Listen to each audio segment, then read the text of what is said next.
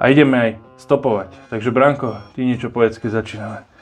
Pripraviť sa, pozor, štart. Tak ešte raz. Pripraviť sa, pozor, štart. Mal som opačný chod.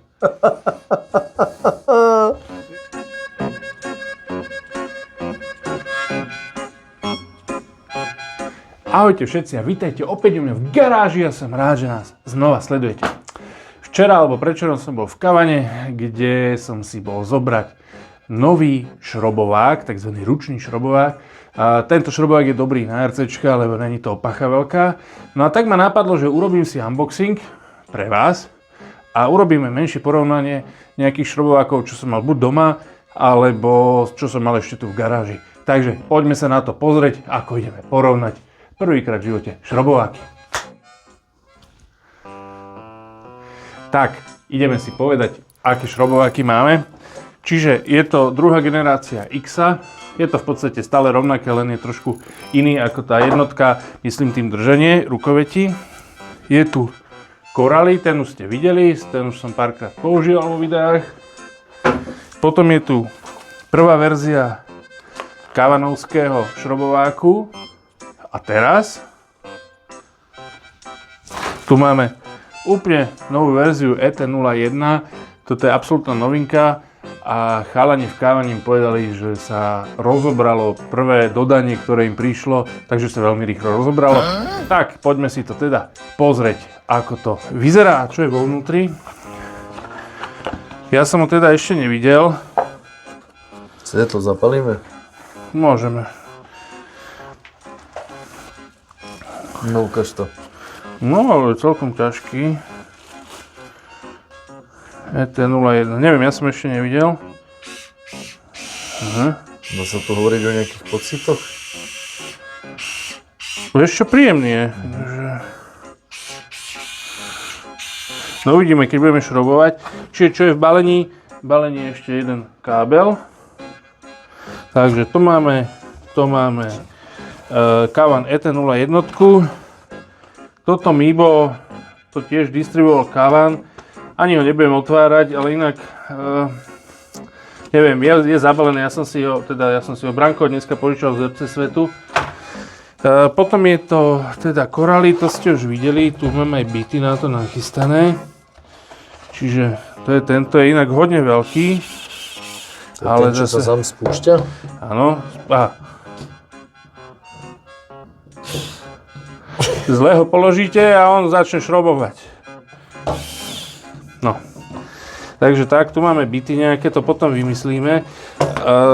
No a tu je XO, to poznáte asi všetci. Ja som začínal v podstate s jednotkou, potom som si kúpil túto dvojku. Je dobrá, je taká fajn do ruky, neskrúti sa vám, ale nemá napríklad, moment nemá nastaviteľný. Ale ja som s ňou veľmi veľa narobil.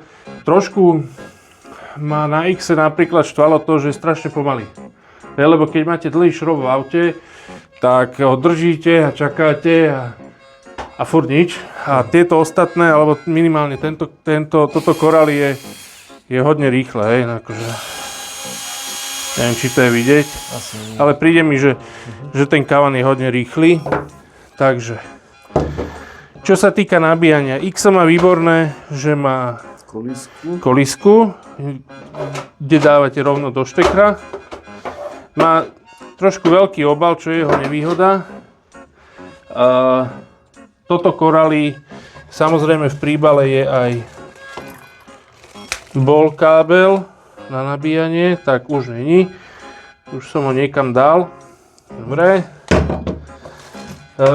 Toto Mibo moc nepoznám. To môžeme vybaliť, vraveli. Áno, no, tak.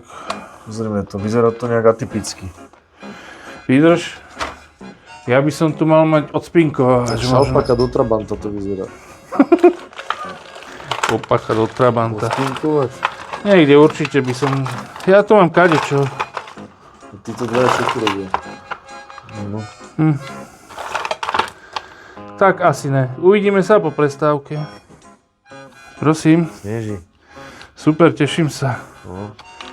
Pôjdeme vyskúšať šrobováky von dneska? Ide nám zima do garáže. Budeme si zajazdiť na sneh. No čo, otvoríš to? No, otváram to. Inak aj som celkom zvedavý na tento, že... Ja sa ti hovorím. Ver sa svete, chalani vraveli, že není problém, pozrite to, jak to funguje. Som zvedavý, čo tu budeš šrobovať, ale... No to ešte neviem. Rozoberieme tedy k 6. Tam má veľa šrobov. Tam keď jeden zničíme, nikto si nevšimne. Dobre. No ukáž to. No. Kokso. Ale nevyzerá to zle No, ináč. šalpaka. No, Nevyzerá tento to už zle. necestuje. Ten cestovať môže, ale sa nespúšťa. Čo? No. Inak my sme sa pýtali v Nemecku na Spielewarenmesse, že prečo je toto korály tak robené. No. A čo Hej. hovorí? Ja už si to nepamätám. Ani ja.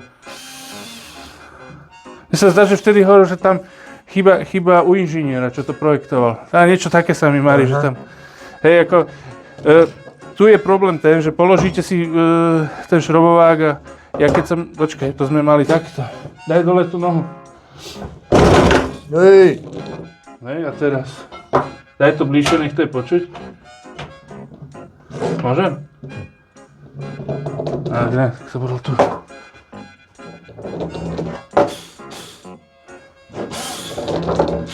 Ty vole, ale ono to nejak padlo, ty kokso celý ten stôl. No však sa mi padá, daj tam tie nohy späť. Niečo tu padá, Michale. Už... Dobre, poďme to vyriešiť. Takže... Ani jeden není nabitý inak. A každý má oný tento pridržač, aby si on... Aby si nepoškodil auto. Vieš, že keď si niekde sa opreš?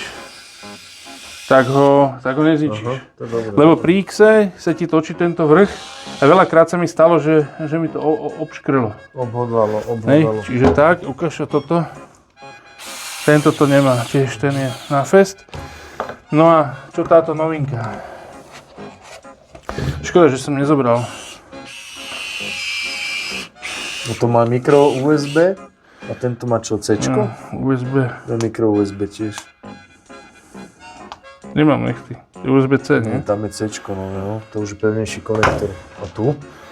Tu je USB-C tiež. Naturál je C-čko. A X má svoje vlastné. No, Dobre, no. čo sa týka váhy, ľudia si povedia, a čo v takom malom? Lenže keď robíte naozaj 2 hodinky so šrobovákom, tak tých 200 gramov už je fakt niekedy hodne ťažkých. Takže myslím si, že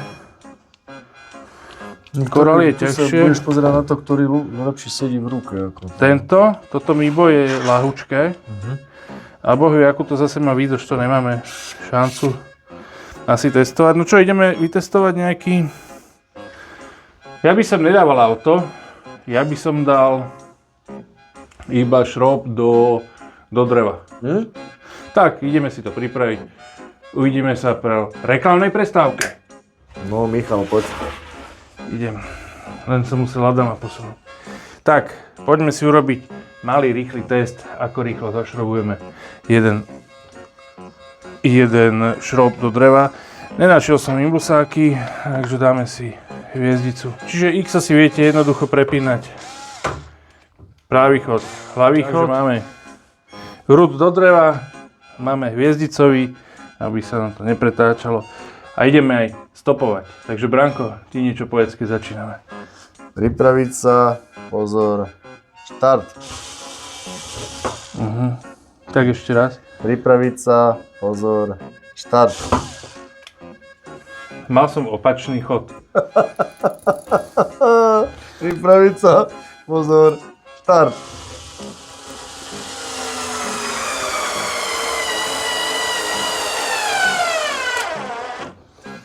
Takže máme, krásne išiel do dreva, nebol problém. Teraz si zoberieme nového kavana. 812 Xo. 812. Pri týchto šrobovákoch je jediný problém to, že vypadnú bity. Je magnet vnútri? Neviem. Ale je tam gulička. No, kusnúť. No, tak moc sa nedrží. Čiže ideme na to, hej? Počkať. Pripraviť sa. To je ktorý teraz? Počkaj, či dá... Dobre. To je Toto je kavan, nový kavan. Je to jednotka? Je to jednotka, áno. Pripraviť sa, pozor, štart.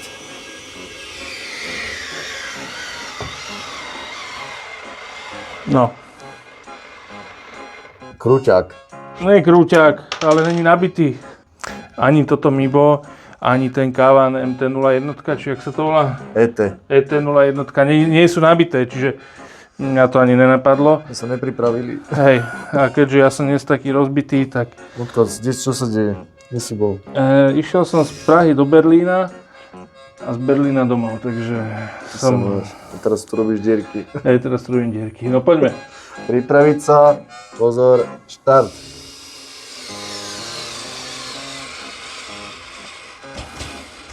Dá, ale má moment. Ty, Má brďo. moment, pozor.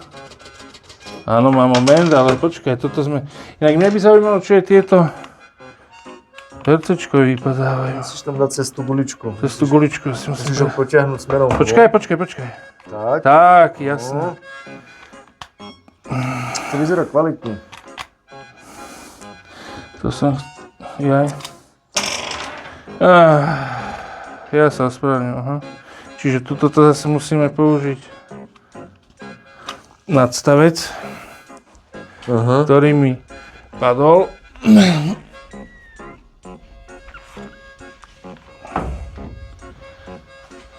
Ty fakt nemáš čo robiť. Kulisa. No čo, preružuješ? Skúsol si?